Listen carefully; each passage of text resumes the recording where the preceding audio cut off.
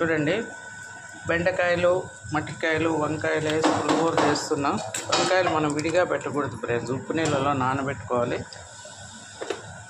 Tomato, ఎర్రగడ్డలు, కరివేపాకు అంతా సిద్ధం చేసుకున్న తర్వాత మనమైతే గిన్నె పెట్టుకున్నాం.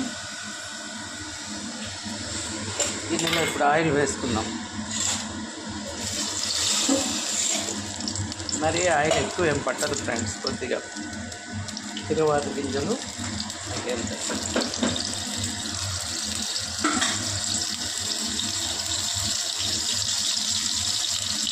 ఇట్లా ఓడి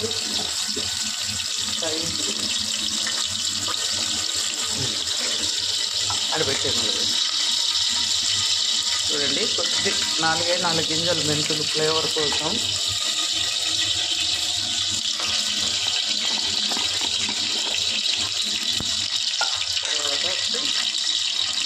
తిరువాత గింజలు, ఇందులో శనగపప్పు, కందిపప్పు, ఆవాలు, కొద్దిగా జీలకర్ర ఉంటుంది కానీ మళ్ళీ కొంచెం జీలకర్ర వేస్తాను. పుల్లకూరలు కదా, ఫ్లేవర్ బాగుంటుంది. జీలకర్ర కొద్దిగా, పసుపు,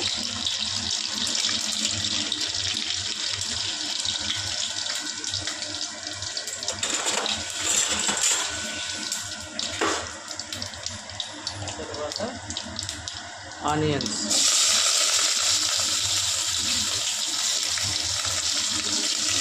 కరివేపాకు,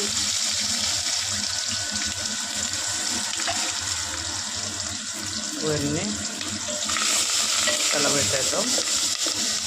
ఇప్పుడు రాళ్ళ ఉప్పు వేసుకున్నాం, తొందరగా మగ్గిపోతాయి ఆనియన్స్ కూడా ఫ్రెండ్స్. రాళ్ళ ఉప్పు రుచికి సరిపడా, కావాలంటే మళ్ళీ కూడా వేసుకోవచ్చు. ఇప్పుడు టమోటా, కొత్తిమీర, కాసేపు ఇవన్నీ కూడా కాసేపు మగ్గనిద్దాం. చూడండి, బాగా మగ్గిపోయాయి. ఇప్పుడు ఇందులో వంకాయలు వేసేద్దాం. ముక్కలు కొంచెం పెద్దగా తరిగినాను ఫ్రెండ్స్, మరి చిన్నగా అక్కర్లేదు. ఎట్లాగో పుల్లకూరే కదా, ఉడకగానే రుద్దేస్తాం కాబట్టి కొంచెం పెద్ద ముక్కలే తరిగాను వంకాయలు. ఒక్క వంకాయ 4 ముక్కలు చేశా, మరి చిన్నవి అయితే 2 చేశా. ఇవి కొంచెం అట్లా కచ్చాపచ్చాగా రుద్దామనుకోండి, నమ్ములుకొని తినే బాగుంటాయి కూరలో.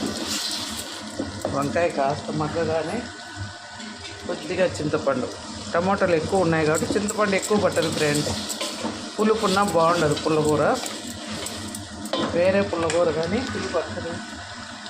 ఇప్పుడు పచ్చిమిర్చి, బెండకాయలు, మట్టికాయలు కూడా వేసేద్దాం.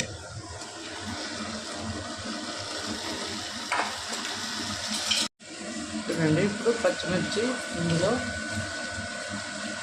అన్నీ వేసేసా. వంకాయలు, మట్టికాయలు, బెండకాయలు అన్నీ వేసాను ఫ్రెండ్స్. కాసేపు బాగా మగ్గాక కాస్త వాటర్ వేసుకున్నాం. అన్నీ బాగా వేగిపోయినాయి. ఇప్పుడు జస్ట్ ముక్కలు మునిగేంత వరకు వాటర్ వేసుకున్నాం, అంతే, ఎక్కువ అవసరం లేదు.